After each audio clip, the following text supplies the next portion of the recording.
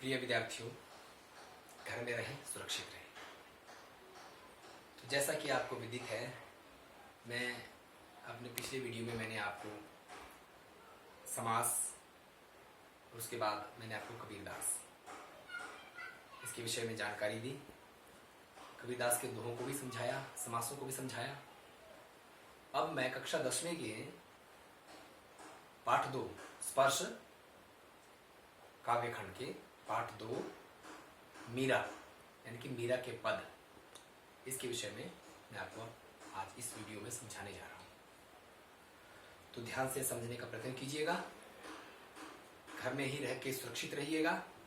पढ़ाई का कार्य भी बिल्कुल ईमानदारी से कीजिएगा। देखिए, मीरा के पद पढ़ाने से पूर्व मैं आपको मीरा के विषय में संक्षिप्त जानकारी देना चाहता हूँ।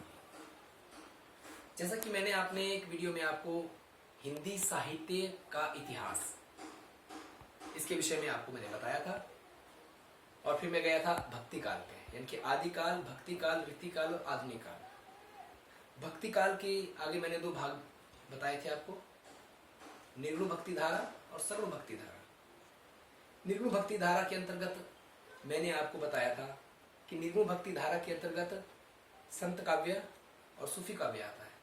सगुण भक्ति धारा के अंतर्गत जो है वो कृष्ण काव्य और राम काव्य आता है। तो इसी में ही जो सगुण भक्ति धारा है उसके अंतर्गत जो कृष्ण काव्य है, उस काव्य के अंतर्गत आने वाली हमारी आज के कवयित्री मीरा है, जो श्री कृष्ण की परम उपासक रही हैं और प्रेम भाव से उन्होंने श्री कृष्ण की भक्ति की है।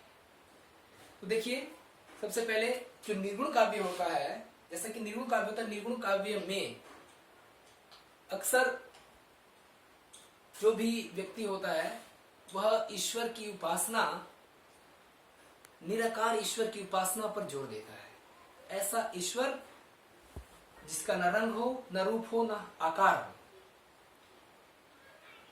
वो अजन्मा हो, निराकार हो, उसी कोई न जाति है न कोई युक्ति है, ऐसे ईश्वर की उपासना करने वाला संत महात्मा निर्गुण भक्ति धारा के अंतर्गत आता है।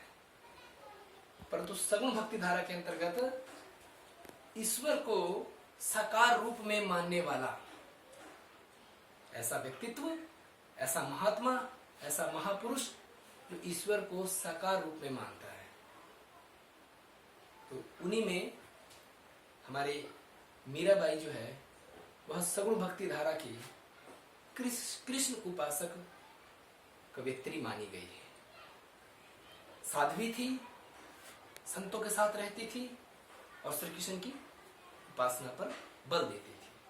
मदहोश होकर, मदमस्त होकर वो है अपने आजीवन के इतिहास में उसने जो है वो श्री कृष्ण की ही उपासना की है। गलियों में भटक कर, गलियारों में भटक कर श्री कृष्ण के मधुर गीत गाए हैं। नाच में मगन होकर, पागलों की तरह दीवाना बनकर जो है उसने श्री कृष्ण की उपासना की है। मीराबाई के वैसे जो गुरु रहे हैं वो रविदास यानी कि रैदास, वो स्वयं निर्गुण भक्ति के उपासक थे और मीरा एक निर्गुण भक्ति के उपासक रैदास को अपना गुरु मानकर जो है वह श्री कृष्ण की भक्ति करने वाली एकमात्र कवयित्री हुई है। यानी कि इन्होंने अपने जीवन में सगुण भक्ति धारा के साथ निर्गुण अपने सगुण भक्ति धारा में जो श्री कृष्ण की उपासना की है, उसी में ही उस मीराबाई ने जो है वह निर्गुण ब्रह्म के भी दर्शन किए हैं। इनकी उनका मानना है कि मेरा ब्रह्म जो है वो श्री कृष्ण है, वो उसका साकार रूप भी है और उसका विस्तृत निराकार रूप भी है। तो उन्हीं में हमारी मीरा जी आती हैं। ठीक है, तो मीरा एक मतलब एक परिवार में, ऐसे परिवार में उनका जन्म हुआ है, ऐसे परिवार में उनका विवाह हुआ था जो राजघराने का परिवार था। परंतु इन्होंने सब कुछ त्याग कर ऐसी लागी लगन मीरा हो गई मगन, वो तो गली गली हरि गुण गाने लगी। महलों में पली बन के जोगन चली, मीरा गोविंद गोपाल गाने लगी। मतलब महलों में पलने के बावजूद भी आजीवन उसने जो है अपना सात्विक जीवन जिया है। साधुओं के साथ, साधुओं के संगति के साथ हर तरह का उसने अपमान भी सहन किया, सब कुछ, परंतु श्री कृष्ण की भक्ति में उसने कमी कभी नहीं आने दी। तो देखिए, जो आपके सिलेबस में यानी कि हिंदी बी कोर्स स्पर्श काव्य खंड में जो दूसरा अध्याय है वो है मीरा के पद। जो पद आपके बुक में दिए हुए हैं, किताब में दिए हुए हैं, वो पद जो है मैं आपको समझाऊंगा। उससे पहले मैं आपका ध्यान यहाँ, आप यहाँ गौर से देखिए, मैं यहाँ कविता एक दृष्टि में मीरा के पद, अर्थात कविता में क्या क्या दिया हुआ है इसको ध्यान से समझने की आवश्यकता है। यहाँ ध्यान दीजिए, जो कविता में जो चीजें आई हुई है ये लगभग जो है 1, 2, 3, 4, 5 भागों में विभाजित की गई है। सबसे पहले भाग में देखिए, बहुत ध्यान से देखिएगा। प्रस्तुत पाठ मीरा के आराध्य कृष्ण को संबोधित है, अर्थात यह पाठ पूरा का पूरा पाठ जो है वो मीरा के आराध्य देव श्री कृष्ण को संबोधित होता है। यानी कि सब कुछ श्री कृष्ण के विषय में जो है उन्होंने अपने इस काव्य में लिखा है।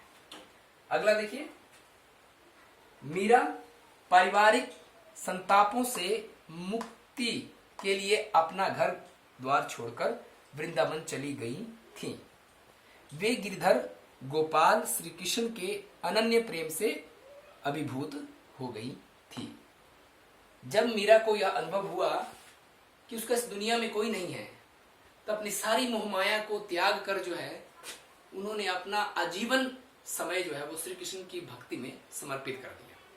यानी कि श्री कृष्ण के अनन्य प्रेम की भक्ति में वह अभिभूत हो गई। अपना घर द्वार छोड़कर वो वृंदावन में चल बसी, वहां पे ही अपना जीवन यापन उन्होंने श्री कृष्ण की भक्ति में समर्पित होकर किया। अगला पॉइंट यहां पे आता है, देखिए, मीरा के आराध्य श्री कृष्ण कहीं निर्मोही परदेशी जोगी के रूप में, कहीं साकार गोपी बल्लभ श्री कृष्ण के रूप में, तो कहीं निराकार ब्रह्म के रूप में पाठ में निरूपित हुए हैं। अर्थात इस कविता में जो 3 पद आपके समक्ष जो दिए गए हैं उसमें मीरा ने अपने आराध्य श्री कृष्ण को कहीं निर्मोही रूप में, कहीं परदेशी के रूप में, कहीं जोगी के रूप में, ठीक है, तो कहीं उसकी गोपी बनकर जो है उसके रूप में जो उन्होंने श्री कृष्ण को संबोधित किया है। उसकी उस निराकार ब्रह्म की, कहीं निराकार ब्रह्म के रूप में उनको माना है। तो इस प्रकार से जो है उन्होंने उसका संपूर्ण वर्णन किया है। चौथी बात आती है हमारी, प्रस्तुत पाठ में मीरा अपने आराध्य श्री कृष्ण से प्रार्थना करती हैं, उनसे प्यार का इजहार करती हैं तथा उनके कृत्यों पर उन्हें उलाहना भी देती हैं। अर्थात मीराबाई जो है वो अपने आराध्य देव श्री कृष्ण से प्रार्थना करती हैं, उनकी उपासना करती हैं, और प्रार्थना करते समय, उपासना करते समय अपने मन का, अपने प्रेम का इजहार भी उनके समक्ष करती हैं, और साथ ही उनके कृत्यों पर भी इन्हें उलाहना देती हैं कि उन्होंने अपना गोकुल, अपना वृंदावन त्याग के जो वो मथुरा चले गए, पीछे से गोपियां उनके प्रेम में पागल दीवानी हो गई, उनको पल भर भी उनका ध्यान नहीं आया। इस प्रकार की उलाहना भी उन्होंने अपने पदों में दी हुई है। ठीक है, अगला आता है, मीरा कृष्ण की क्षमताओं तथा रूप सौंदर्य का सरस वर्णन करते हुए उनका स्मरण करती हैं तथा उनका गुणगान करते करते उनके कर्तव्य का भी ध्यान दिलाती हैं। अर्थात इस पद में, इन पदों में मीरा ने श्री कृष्ण के सौंदर्य का भी वर्णन किया है, उनके रूप का भी वर्णन किया हुआ है, उनका गुणगान भी किया हुआ है, साथ में उनके कर्तव्यों का भी, उनके क्या कर्तव्य है इसके उस पर भी जो है उनका उन्होंने ध्यान दिलाया है। तो इस प्रकार ये सारे जो मैंने आपके सामने बिंदु पेश किए, ये सारे बिंदु जो है वह मीरा आपके पुस्तक में मीरा के जो पद दिए हैं उनको यह बिंदु संबोधित करते हैं और उनको यह इन बिंदुओं के माध्यम से जो है मैंने आपको पूरा की पूरी कविता जो है वो समझाने का प्रयत्न किया है। तो आगे अब मैं आपको कविता का जो है पहला पद जो है वह समझाऊंगा।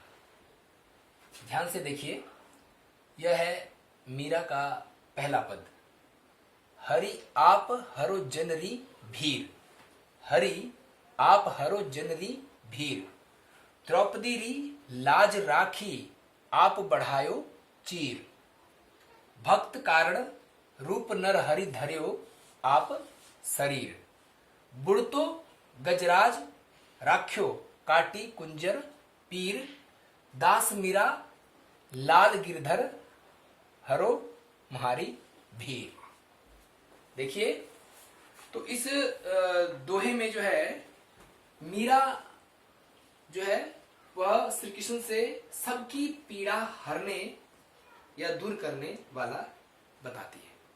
ठीक है, प्रस्तुत दोहे के अंतर्गत जो है वह मीरा श्री कृष्ण को सबकी पीड़ा दूर करने वाला बताते हुए कहती है, वह श्री कृष्ण से संबोधित करते हुए कहती है कि हे श्री कृष्ण, आप सदैव अपने भक्तों की पीड़ा को दूर करते हैं।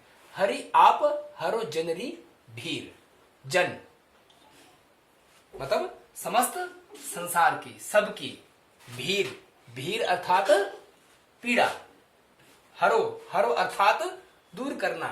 आप जो है वह श्री कृष्ण के लिए जो है, हरि श्री कृष्ण के लिए उसको आप नाम से संबोधित करते हुए यहाँ पे यह स्पष्ट करने का प्रयत्न किया है कि वह श्री कृष्ण को संबोधित करते हुए कहती हैं कि हे श्री कृष्ण, आप जो है वह सबकी पीड़ा को दूर करते हो, आप सदैव जो है अपने भक्तों की पीड़ा को दूर करते हो। आगे जो है वो कहते हुए कहते हैं कि द्रौपदी री लाज राखी आप बढ़ायो चीर, द्रौपदी री लाज राखी आप बढ़ायो चीर, आपने ही भरी सभा में द्रौपदी को कौरवों के हाथों अपमानित होने से बचाया था। ठीक है, इनकी द्रौपदी री लाज, द्रौपदी री का अर्थ आता है कि लाज, ठीक है, लाज बचाना, इज्जत बचाना, राखी आप बढ़ायो चीर, बढ़ायो मतलब बढ़ाना, चीर अर्थात वस्त्र, यानी कि भरी सभा में जो है वह आपने द्रौपदी को कौरवों के हाथों से अपमानित होने से बचाया था।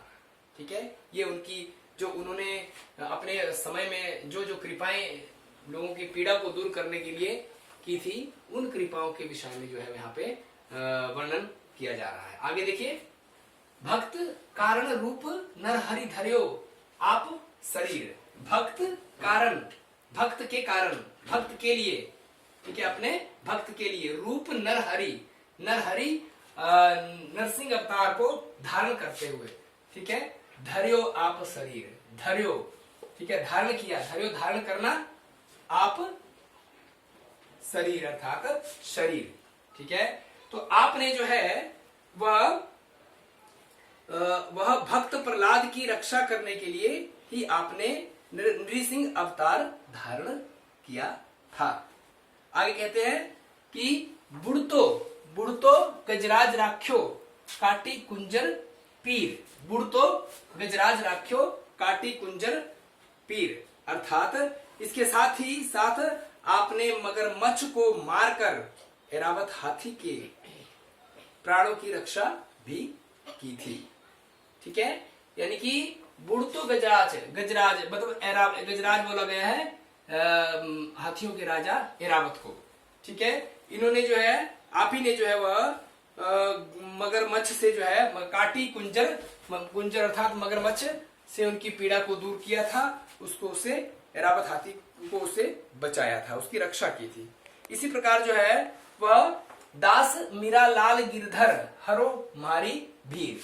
ठीक है, मीरा, हे दास, दास यहां संबोधित किया गया है श्री कृष्ण को। मीरा कहती है कि लाल गिरधर, हे गिरधर, मैं आपकी दासी हूं। ठीक है, आप जो है हरो मारी भीर, भीर अर्थात पीड़ा, मतलब आप जैसे आपने जो है वो द्रौपदी की लाज रखी थी, ठीक है, अपने भक्त प्रहलाद को जो है वह बचाया, ठीक है, नरसिंह अवतार लेकर जो है अपने भक्त प्रहलाद को बचाया। बुढ़तो गजराज एरावत हाथी से जो है वह आपने मगरमच्छ से जो है वो एरावत हाथी की रक्षा की थी। कि उसी प्रकार जो है हे गिरधर गोपाल आप मेरी पीड़ा को भी जो है वह दूर करें। ठीक है, आप पूरे जन की, पूरे समाज की पीड़ा को आपने हरण किया था, उसको आपने हरा था, दूर किया था। इसी प्रकार जो है मेरी आपसे विनती है कि आप मेरी पीड़ा को भी दूर करें। ये दो दोहे मैं जो है अब आपको अपने अगले वीडियो में जो है वो समझाऊंगा। तब तक के लिए नमस्कार, घर पे रहिए, सुरक्षित रहिए।